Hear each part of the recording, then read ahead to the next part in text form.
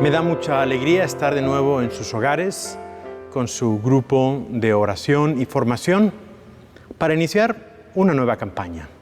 Esta campaña que hemos querido llamar Conoce el corazón de Francisco. A final de este mes, el mes de septiembre, el Papa Francisco va a venir a visitar los Estados Unidos. Va a venir a visitar nuestra arquidiócesis, nuestra ciudad. Y por ello queremos prepararnos para acogerle, para recibirle. Para ello queremos conocer más sobre él. Pero no queremos conocer su biografía, dónde nació, dónde estudió. No, queremos conocer su corazón. Queremos conocer cómo es Francisco por dentro. Y para ello vamos a usar la Sagrada Escritura. Vamos a estar en las próximas 5 semanas, en la liturgia del domingo, en la segunda lectura, vamos a estar leyendo la carta del apóstol Santiago. Y esa carta del apóstol Santiago es una carta que creo ha inspirado al Papa Francisco. Y por eso leyendo esa carta vamos a conocer el corazón del Papa Francisco. Porque ellos dos, el apóstol Santiago y el Papa Francisco, tienen mucho en común y vamos a descubrirlo durante estas campañas. Vamos a aprovechar también esta campaña para acompañar con nuestra oración esa visita del Papa, para que lo que el Papa nos viene a traer dé fruto en nuestro corazón, para que todos escuchemos esas palabras que Él nos viene a dar, para que sobre todo abramos nuestro corazón. Acompañemos, por tanto, en estas semanas al Papa con nuestra oración, para que estemos listos para recibirlo aquí, en nuestra casa, aquí en tu grupo, aquí en nuestra parroquia, aquí en nuestra ciudad. Vamos en esta primera semana a conocer un poco sobre la carta del apóstol Santiago, haciendo una pequeña introducción a quién fue ese apóstol y qué nos dice esa carta, y después hablaremos sobre este tema de esta primera semana. En la lista de los apóstoles del Señor hay 2 con el nombre de Santiago. En Mateo 10:4 nos da la lista de los apóstoles y nos habla de Santiago, el de Zebedeo, y Santiago, el de Alfeo. La tradición los ha llamado también Santiago el mayor y Santiago el menor. No sabemos si era por la estatura o por la edad. El autor de esta carta, en la misma carta, se da a sí mismo el nombre de Santiago, siervo de Dios y de nuestro Señor Jesucristo. Él es el que solemos llamar a Santiago el menor, que era hijo de Alfeo o Cleofás y de María, que era pariente de la Santísima Virgen. Es pues de la familia de Jesús y por ello es también llamado muchas veces como hermano del Señor. Sabemos que el término hermano, en el sentido semítico, en el sentido del pueblo de Israel, son los que son parientes. Todos los que son parientes son llamados hermanos. Y por esto este Santiago es el que era pariente o hermano del Señor. Santiago es mencionado por San Pablo entre las columnas o apóstoles que gozaban de mayor autoridad en la Iglesia. Por su fiel observancia de la ley, tuvo una gran influencia, especialmente sobre los judíos, pues entre ellos ejerció el ministerio, porque él fue el primer obispo de Jerusalén. Sabemos que murió mártir en el año 62 después de Cristo. El libro de los Hechos de los Apóstoles subraya el papel destacado que desempeñaba en la iglesia de Jerusalén. En el primer concilio apostólico, celebrado ahí en la ciudad de Jerusalén, después de la muerte de Santiago el Mayor, afirmó juntamente con los demás que los paganos podían ser aceptados en la iglesia sin tener que someterse a la ley de la circuncisión. Esta fue una decisión muy importante en la primera iglesia y él fue uno de los que primero anunció y dijo, así creo que tiene que ser, y los demás apóstoles también acogieron esa misma doctrina. San Pablo nos dice también en la primera carta a los Corintios, en el capítulo 15, versículo 7, que Santiago tuvo una aparición del Señor resucitado. Y también con ocasión del viaje de San Pablo a la ciudad de Jerusalén, lo nombra, incluso antes que Pedro, como una de las columnas de la Iglesia. A él se le atribuye esta carta que lleva el nombre de la Carta de Santiago y que está incluida desde el inicio como uno de los libros del Nuevo Testamento. En dicha carta él no se presenta como hermano del Señor, sino como siervo del Señor y siervo de Dios. Escribió esta carta no mucho antes de padecer el martirio y con el objeto especial de fortalecer a los cristianos del judaísmo, los cristianos en los que él estaba inmerso, que a causa de la persecución estaban tentados de perder esa fe. Se dirige, por tanto, a las 12 tribus que están en la dispersión, esto es, a todos los hebreo cristianos, los judío cristianos, dentro y fuera de Palestina. Es una de las cartas católicas, es decir, no está destinada a una iglesia en particular. Las cartas de San Pablo, por ejemplo, están destinadas a los romanos, a los hermanos que estaban en Roma, o a los efesios, a los que estaban en Éfeso. Pero sin embargo, esta carta está dirigida a todos. Por eso le llamamos una carta católica, dirigida a todos los cristianos. Se trata de un escrito muy importante porque insiste mucho en la necesidad de no reducir nuestra fe a una pura idea o algo abstracto, sino de manifestar nuestra fe en las obras. Y de eso vamos a estar hablando en esta campaña en las siguientes semanas.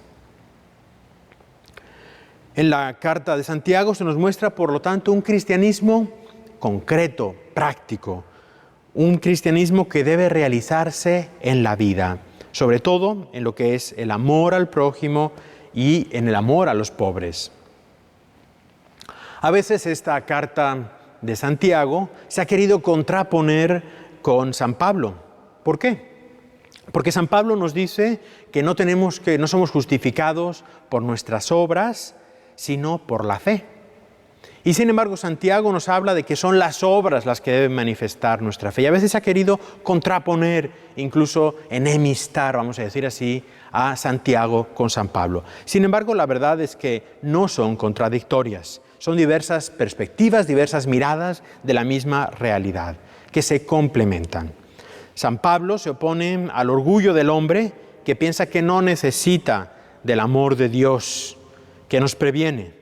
Se opone al orgullo de la autojustificación, sin la gracia dada simplemente y que no se merece. Santiago habla de las obras como un fruto normal de la fe.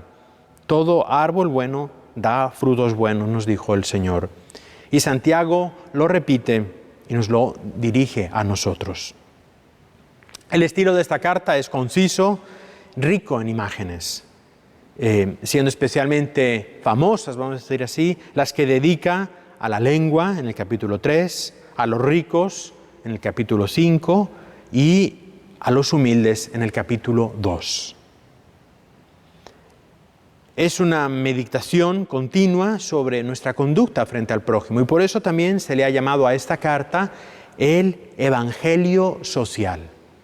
Y aquí es donde tenemos una gran conexión con el Papa Francisco. Sabemos que el Papa Francisco, desde el inicio de su pontificado, nos ha querido recordar de nuevo que la Iglesia es una Iglesia que tiene que estar con la gente, con los pobres, con los necesitados. Y por eso vamos a aprender de Francisco y vamos a aprender del apóstol Santiago cómo podemos vivir esto en nuestras vidas. En esta primera semana acabamos de escuchar en el domingo, en la segunda lectura, que nos ha dicho el apóstol Santiago: acepten dócilmente la palabra que ha sido sembrada en ustedes y es capaz de salvarlo. Pongan en práctica esta palabra y no se limiten a escucharla engañándose a ustedes mismos. Cada semana aquí escuchamos la palabra, aquí desde el púlpito escuchamos la palabra de Dios. Los lectores en la primera lectura, el Salmo, la segunda lectura, el padre o el diácono desde aquí proclama el Evangelio. Y al final de cada una de las lecturas decimos palabra de Dios. Porque de verdad esa palabra que estamos escuchando es la palabra de Dios y es una palabra viva y eficaz. Pero ¿qué sucede? Que muchas veces tú y yo, esa palabra la matamos. Esa palabra la convertimos en letra muerta. Y el Papa Francisco nos enseña que hay que vivir esa palabra, que hay que vivir la coherencia. Por lo tanto, una primera característica de ese corazón del Papa, ese corazón que queremos conocer, es que pone en práctica la palabra, es coherente. Hemos escuchado muchas anécdotas de la sencillez del Papa, de cómo ahora como Papa, antes como cardenal, como arzobispo de Buenos Aires en la Argentina o como sacerdote, siempre ha sido igual.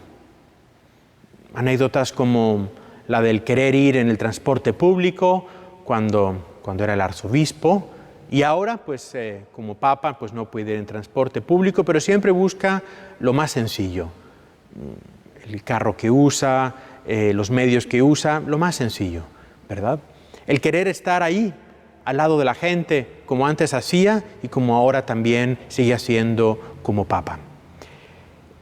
Es por lo tanto el Papa una persona coherente, no ha cambiado ahora por ser Papa. Él ha escuchado la palabra y desde el inicio esa palabra le ha enseñado a cómo vivir y sigue viviendo de acuerdo a esa palabra. Francisco es alguien que lee el Evangelio con frescura y dejando que ese Evangelio le interpele. Ese Evangelio que nos cuestiona nuestra vida, aunque a veces incluso por eso nos puedan malinterpretar.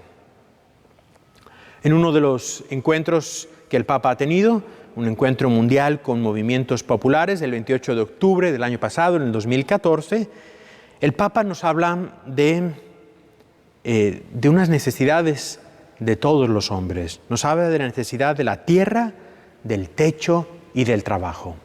Y el Papa mismo dice así, voy a leer uno de los textos de ese, dice, en este encuentro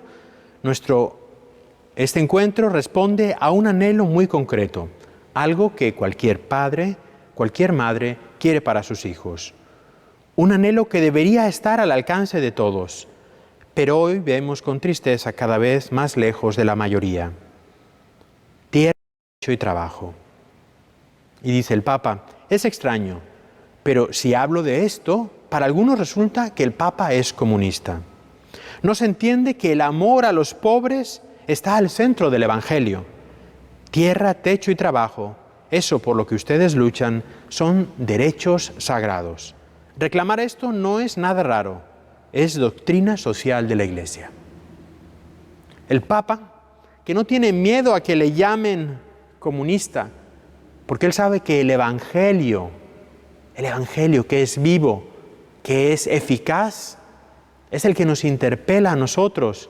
Y el Evangelio es el que puede iluminar esas necesidades que tenemos los hombres. Una necesidad de tierra, de trabajo, de las cosas más esenciales que necesitamos, de una casa. Todo eso viene ahí en el Evangelio.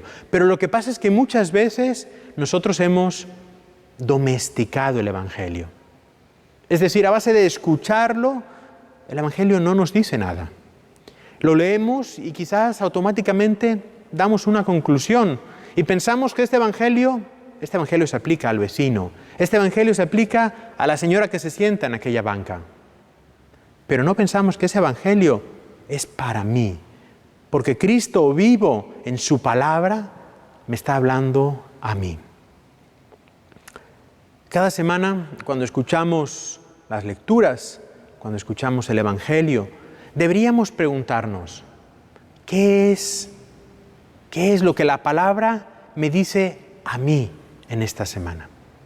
¿Qué es lo que Cristo viene a comunicarme con este Evangelio que está vivo? ¿A qué me llama esta palabra? Un cristianismo que se queda solamente en palabras escritas, en ideas, es falso. En la primera audiencia general del Papa, en marzo de 2013, nos decía, ¿qué significa todo esto para nosotros? Significa que este también es mi camino, el tuyo, el nuestro. Vivir la Semana Santa, esta era una audiencia que justo dio después, durante la Semana Santa, decía, siguiendo a Jesús no solo con la emoción del corazón. Vivir la Semana Santa, siguiendo a Jesús, quiere decir aprender a salir de nosotros mismos, para ir al encuentro de los demás, para ir hacia las periferias de la existencia, movernos nosotros en primer lugar hacia nuestros hermanos y nuestras hermanas, sobre todo aquellos más lejanos, aquellos que son olvidados, que tienen más necesidad de comprensión, de consolación y de ayuda. Hay tanta necesidad de llevar la presencia viva del Jesús misericordioso y rico de amor. Es decir, el Papa nos está invitando a que ese Evangelio, esa palabra, nos invite a ponernos en camino, a salir de nosotros mismos para ir al encuentro de los demás, y especialmente de esos que están más necesitados del amor y de la misericordia, y que el Papa los llama los que están en la periferia, los que están lejos y que nosotros tenemos que ir a encontrar. ¿Seremos nosotros capaces de llevar esa palabra de Dios? ¿Seremos nosotros capaces de encontrar a aquellos hermanos que están lejos? ¿O nos quedamos encerrados en nosotros mismos? Hablar de Cristo, vivir el Evangelio, representa una tarea difícil, una tarea que para nosotros, para nuestra familia, para nuestra comunidad, no es solamente de pensar, sino de actuar. La fe, es cierto, se escucha, pero la fe, la verdadera fe, se pone en práctica. Y ese es el mensaje de esta primera semana. La palabra que la escucho, pero la tengo que poner en práctica. Y el Papa Francisco es un cristiano, porque ante todo es un cristiano, que nos enseña que esa fe debemos ponerla en la práctica, que no tenemos que acostumbrarnos a la palabra, sino que debemos escucharla como novedad para mi vida, y que cada vez tenemos que preguntarnos esta palabra, a mí, hoy, en mis circunstancias de mi vida, de mi familia, de mi sociedad, de mi parroquia, ¿qué me dice? ¿Y qué es lo que me está invitando a poner en la práctica? Esta es la enseñanza de esta primera semana en la que junto con Francisco, nuestro Papa, y el apóstol Santiago el Menor, vamos a ir aprendiendo de nuestra vida cristiana para ver cómo tenemos que vivir nuestra vida cristiana y aprendiendo también a conocer el corazón de ese Papa, el Papa Francisco, que viene a visitarnos, viene a visitarte a ti, en tu hogar, en este grupo de oración, viene a visitarnos en nuestra parroquia, en nuestra arquidiócesis y que estará aquí dentro de algunas semanas. Acompañemos al Papa con nuestra oración, acompañemos al Papa conociendo más sobre su corazón. Dios les bendiga.